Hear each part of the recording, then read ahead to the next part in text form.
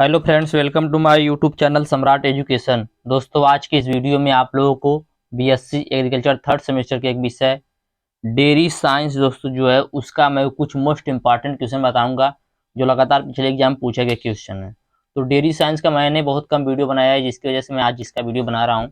तो आप लोगों को यदि इसका पीडीएफ चाहिए तो डिस्क्रिप्शन में व्हाट्सएप ग्रुप का लिंक और व्हाट्सएप नंबर दिया गया है, मैसेज करके आप लोग इसका पीडीएफ भी ले सकते हैं। और दोस्तों बहुत अच्छे तरीके से बताऊंगा, आप लोगों को समझ में भी आ जाएगा। तो चलिए देखते हैं, क्वेश्चन भी मैंने लिखा है कि क्वेश्चन कैसा आया था। तो पहला क्वेश्चन है श्वेत क्रांति। दोस्तों यहाँ पर मात्रा गलत हो गया है, इसको आप लोग देख लीजिएगा। श्वेत क्रांति से आप क्या समझते हैं, इनके उद्देश्यों एवं उपलब्धियों का वर्णन कीजिए। जो श्वेत क्रांति है उससे आप क्या समझते हैं, उसके उपलब्धि कौन कौन से, उद्देश्य क्या है था उसका, उसको बताना है। तो चलिए देखते हैं श्वेत क्रांति क्या है। श्वेत क्रांति को सबसे पहले आप लोग बता दें कि इसे फ्लड योजना के नाम से भी जाना जाता है, श्वेत क्रांति को, या फ्लड ऑपरेशन भी कहा जाता है। तो चलिए देखते हैं, भारत में दुग्ध उत्पादन के सुधार के लिए उपयोग किए जाने वाले पैकेज कार्यक्रम को श्वेत क्रांति के रूप में जाना जाता है। भारत में दुग्ध उत्पादन के सुधार के उपयोग किए जाने वाले पैकेट कार्यक्रम को दोस्तों श्वेत क्रांति के रूप में जाना जाता है। इसे फ्लड ऑपरेशन भी कहा जाता है, या ऑपरेशन फ्लड कहा जाता है। सहकारी समूहों के माध्यम से डेयरी विकास को व्यवस्थित करने के लिए सन 1970 में राष्ट्रीय डेयरी विकास board, national dairy development board जिसे कहते हैं एनडीडीबी, इसके द्वारा इसको बनाया गया था। ऑपरेशन फ्लड योजना की शुरुआत की गई थी। तो दोस्तों एक नंबर में पूछ सकता है कि ऑपरेशन फ्लड योजना की शुरुआत कब की गई थी, तो सन 1970 ईस्वी में। किसके द्वारा की गई थी, किस संस्था के द्वारा, किस बोर्ड के द्वारा, तो राष्ट्रीय डेयरी विकास board, national dairy development board. इसकी शुरुआत किसके द्वारा की गई थी, किसने की थी इसकी शुरुआत, तो वर्गीज कुरियन ने की थी। ये मैं एक नंबर वाले बता दे रहा हूँ कि ये भी एक नंबर में पूछ सकता है। तो यहाँ से आप लोगों को 3 क्वेश्चन क्लियर हो गया। एनडीडीबी का पूरा नाम क्या हो गया, नेशनल डेयरी डेवलपमेंट बोर्ड। और दोस्तों जो श्वेत क्रांति है इसके जनक कौन है, तो प्रोफेसर वर्गीज कुरियन या डॉक्टर वर्गीज कुरियन जिसे कहते हैं। इसकी शुरुआत कब की गई थी, सन 1970 ईस्वी में की गई थी। तो उम्मीद करते हैं आप तो कभी तीनों क्वेश्चन समझ में आया होगा। तो ये जो राष्ट्रीय डेयरी विकास बोर्ड होता है दोस्तों, यह इसी के द्वारा जो श्वेत क्रांति है इसकी स्थापना की गई थी। तो भारत में इसकी स्थापना करने की जरूरत क्यों पड़ी, तो भारत में इसकी स्थापना दुग्ध उत्पादन को बढ़ाने के लिए करने के लिए पड़ा। चलिए देखते हैं, भारत में दुग्ध उत्पादन के सुधार के लिए उपयोग किए जाने वाले पैकेज कार्यक्रम को श्वेत क्रांति कहते हैं। इसे ऑपरेशन फ्लड के रूप में भी जाना जाता है। सहकारी समूहों के माध्यम से डेयरी विकास बोर्ड को व्यवस्थित करने के लिए सन 1970 ईस्वी में राष्ट्रीय डेयरी विकास बोर्ड बनाया गया था, जिसने भारत में श्वेत क्रांति की शुरुआत की। प्रोफेसर वर्गीज कुरियन भारत की श्वेत क्रांति के जनक थे। अगला पॉइंट दोस्तों, सहकारी समूहों के माध्यम से डेयरी विकास कार्यक्रम शुरू करने वाला गुजरात पहला राज्य था। तो एक नंबर यहाँ से और क्लियर हो गया आप लोगों का कि जो श्वेत क्रांति था उसका सबसे पहले शुरुआत किस राज्य में हुआ था, तो गुजरात में हुआ था। इसको आप लोग याद रखिएगा। अब इसका उद्देश्य देखेंगे, हम लोगों ने देख लिया कि श्वेत क्रांति होता क्या है, अब इसका उद्देश्य देखेंगे। तो सहकारी समिति का प्रारंभिक लक्ष्य चिलिंग प्लांट में दूध खरीदना, परिवहन करना और स्टोर करना है, पहला उद्देश्य दोस्तों। दूसरा उद्देश्य है पशु चारे की आपूर्ति के लिए, पशु चारे की दोस्तों कमी नहीं हो उसके लिए ऑपरेशन फ्लड योजना की जरूरत पड़ी थी। अगला पॉइंट है भारत को दुनिया में सबसे ज्यादा दूध उत्पादन करने वाले देशों की श्रेणी में लाना था। यही दोस्तों मुख्य कारण था कि ऑपरेशन फ्लड योजना की शुरुआत करनी पड़ी, दुग्ध क्रांति की शुरुआत करनी पड़ी, या श्वेत क्रांति की शुरुआत करनी पड़ी। भारत को दुनिया में सबसे ज्यादा दूध उत्पादन करने वाले देशों की श्रेणी में लाना था इसकी वजह से। आगे चलते हैं, अब इसकी उपलब्धि देखते हैं। कुछ उपलब्धियां इन्होंने भी, बहुत सफल हुआ दोस्तों जो श्वेत क्रांति था, काफी हद तक सफल साबित हुआ था। तो देखते हैं क्या क्या सफलता प्राप्त हुई थी उपलब्धि। श्वेत क्रांति दूध उत्पादन बढ़ाने के लिए भारत सरकार के द्वारा किया गया सबसे सफल उपाय था। भारत के लिए इसके बहुत लाभकारी प्रभाव हैं। जैसे दोस्तों डेयरी विकास के लिए श्वेत क्रांति उतना ही आवश्यक है जितना अनाज उत्पादन के लिए हरित क्रांति। दोस्तों हरित क्रांति के जनक कौन है, तो एम एस स्वामीनाथन है भारत में। हरित क्रांति से दोस्तों जो भारत में खाने की कमी हुई थी तो उस समय हरित क्रांति आई थी, जिससे उसकी पूर्णता होगी, उससे ज्यादा अनाज हम लोगों को प्राप्त होगा। उसी तरह दोस्तों दूध की कमी थी, तो उस कमी को दूर करने के लिए राष्ट्रीय डेयरी विकास बोर्ड के द्वारा जो ये ऑपरेशन फ्लड योजना इसकी शुरुआत की गई। इसकी शुरुआत दोस्तों प्रोफेसर वर्गीज कुरियन ने किया था। इसके द्वारा दोस्तों दूध की जो कमी थी उसको पूर्ण किया गया और इसको दुनिया के सबसे ज्यादा दूध उत्पादन करने वाले देशों में शामिल किया गया। तो डेयरी विकास के लिए श्वेत क्रांति उतना ही आवश्यक है जितनी अनाज उत्पादन के लिए हरित क्रांति। इसकी सफलता गाय प्रजनन में सुधार और आधुनिक तकनीकों के कार्यान्वयन पर आधारित है। आज भारत दूध उत्पादन में विश्व का नेतृत्व करने के मामले में संयुक्त राज्य अमेरिका को भी पीछे छोड़ दिया। तो दोस्तों भारत आज के समय में संयुक्त राज्य अमेरिका को भी पीछे छोड़ चुका है। तो कुछ उपलब्धियां और देखते हैं। श्वेत क्रांति का ग्रामीण जनता पर सकारात्मक प्रभाव पड़ा, जिससे उन्हें एक माध्यमिक कैरियर के रूप में डेयरी को आगे बढ़ाने के लिए प्रोत्साहित किया गया।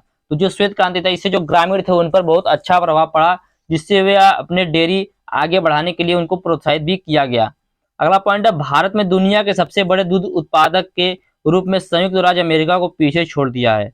दूध उत्पादन सन 1950 से 51 में 17 मिलियन टन से बढ़कर 2009-10 में 112 मिलियन टन से अधिक हो गया। तो दोस्तों आप लोग सोच सकते हैं सन 1950-51 में कितना था, 17 मिलियन टन, और 2009-10 में कितना हो गया, 112 मिलियन टन, मतलब कई गुना ज्यादा हो गया। स्वतंत्रता से पहले की स्थिति की तुलना में दुग्ध उत्पादन में 6 गुना से अधिक की वृद्धि हुई है। प्रति व्यक्ति प्रतिदिन दूध की उपलब्धता वर्तमान में 263 ग्राम है, जो श्वेत क्रांति से पहले 125 ग्राम थी। पहले प्रति व्यक्ति दूध की आवश्यकता कितना थी, तो उपलब्धता कितनी थी, 125 ग्राम। अब कितनी है, 263 ग्राम। तो आप लोग समझ सकते हैं भारत की जनसंख्या 135 करोड़ और प्रति व्यक्ति के ऊपर 263 ग्राम दूध जो है उसके काउंट से किया जाता है। तो पहले कितना था, 125 था। दूध का आयात और उत्पादन काफी कम हो गया है। दोस्तों इसकी उपलब्धि है कि दूध का आयात और उत्पादन काफी कम हो गया है। अगला पॉइंट देखते हैं। श्वेत क्रांति डेयरी विकास के लिए उतना ही महत्वपूर्ण जितना हरित क्रांति चने के उत्पादन के लिए थी। इसकी सफलता गाय प्रजनन में सुधार और आधुनिक तकनीकों के कार्यान्वयन पर आधारित है। आज भारत दुग्ध उत्पादन में विश्व का नेतृत्व करने के मामले में संयुक्त राज्य अमेरिका को भी पीछे छोड़ दिया है। श्वेत क्रांति ने छोटे सीमांत किसानों के साथ भूमिहीन मजदूरों को भी विशेष रूप से लाभान्वित किया। जो दोस्तों श्वेत क्रांति है यह सीमांत किसान के साथ साथ जो जिनके पास भूमि नहीं है उनको भी विशेष रूप से लाभान्वित किया। कुल 14 मिलियन किसान अब 1,35,439 ग्राम स्तरीय डेयरी सहकारी संघों द्वारा कवर किए गए हैं।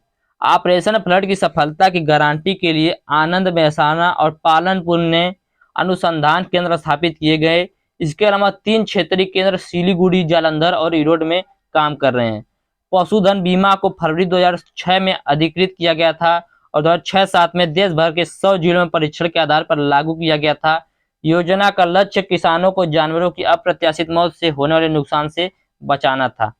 तो दोस्तों यह थी ऑपरेशन फ्लड योजना या श्वेत क्रांति की उपलब्धि, उद्देश्य और श्वेत क्रांति होता क्या उसके बारे में। तो उम्मीद करते हैं आप लोगों को यह समझ में आया होगा। अब आगे चलते हैं। क्वेश्चन दिया था पेपर में कि दूध उत्पादन की गुणवत्ता और मात्रा को प्रभावित करने वाले कारक को लिखिए। तो देखते हैं। तो दूध उत्पादन की गुणवत्ता और मात्रा को प्रभावित करने वाले कारक कौन कौन से हैं। तो सबसे पहले नस्लें। नस्ल दोस्तों प्रभावित करती हैं।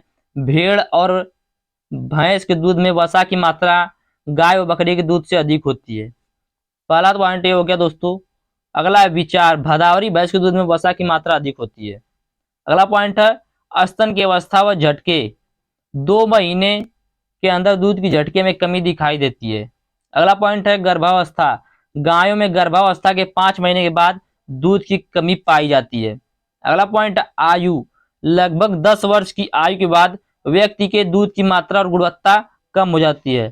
तो दोस्तों इस समय बता रहा हूं दूध के उत्पादन की गुणवत्ता और मात्रा को प्रभावित करने वाले कारक। जनन से कैसे प्रभावित होता है।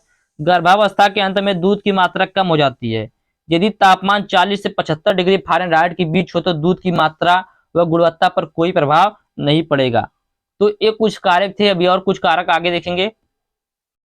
पशु का आहार कैसे दोस्तों उनकी गुणवत्ता और मात्रा पर प्रभाव डालता है। तो मनुष्य के खाने को कभी कभी ग्रहण नहीं करना चाहिए। चाहिए क्योंकि उनका पाचन तंत्र दूध की गुणवत्ता पर बुरा प्रभाव डालता है। मनुष्य के खाने को कभी भी ग्रहण नहीं करना चाहिए क्योंकि उनका पाचन तंत्र दूध की गुणवत्ता पर बुरा प्रभाव डालता है। अगला पॉइंट करित, यदि गवाह को खिलाए जाने वाला चार पूर्ण रूप का होगा तो दूध की मात्रा भी अधिक होगी, वह गुणवत्ता भी अच्छी होगी। अगला पॉइंट तनाव, यदि पशु तनाव में होंगे तो उनमें से प्रकार के बैल खराब हो जाएंगे और दूध की गुणवत्ता पर भी प्रभाव पड़ेगा। अगला पॉइंट रोग, यदि गाय या भैंस को कोई रोग या संक्रमण हो तो निश्चित रूप से दूध की गुणवत्ता की मात्रा कम हो जाती है तथा ऐसे दूध का सेवन करने से उपभोक्ता को भी हानि हो सकती है। तो यह था दूध को उत्पादन करने की गुणवत्ता और मात्रा को प्रभावित करने वाले कारक। सबसे पहले हमने मात्रा को प्रभावित करने वाले कारक देखे, उसके बाद हमने गुणवत्ता को प्रभावित करने वाले कारक को देखा। अब आगे हम लोग देखेंगे प्लेटफार्म मिल्क टेस्ट क्या होता है। प्लेटफार्म मिल्क टेस्ट पूछता है दोस्तों एग्जाम में, वे परीक्षण जो बिना प्रयोगशाला के कम समय में किए जाते हैं और जिनके लिए मूल्यवान उपकरणों की आवश्यकता न पड़े तथा जिन्हें दूध प्राप्ति के स्थान पर तुरंत कर लिया जाए, उसे प्लेटफार्म परीक्षण कहते हैं। दोस्तों कहने का मतलब है कि प्लेटफार्म परीक्षण ऐसा परीक्षण है जिसमें किसी प्रयोगशाला की आवश्यकता नहीं पड़ती है। इसका परीक्षण जहाँ पे हम लोग दूध को निकाल रहे हैं वहां पर भी किया जा सकता है। इसमें किसी भी उपकरण की आवश्यकता नहीं पड़ती है।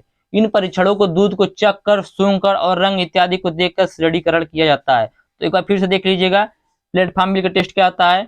वह परीक्षण जो बिना प्रयोगशाला के कम समय में किए जाएं और जिनके लिए मूल्यवान उपकरणों की आवश्यकता न पड़े तथा जिन्हें दूध प्राप्ति के स्थान पर तुरंत कर लिया जाए, उसे प्लेटफार्म परीक्षण कहते हैं।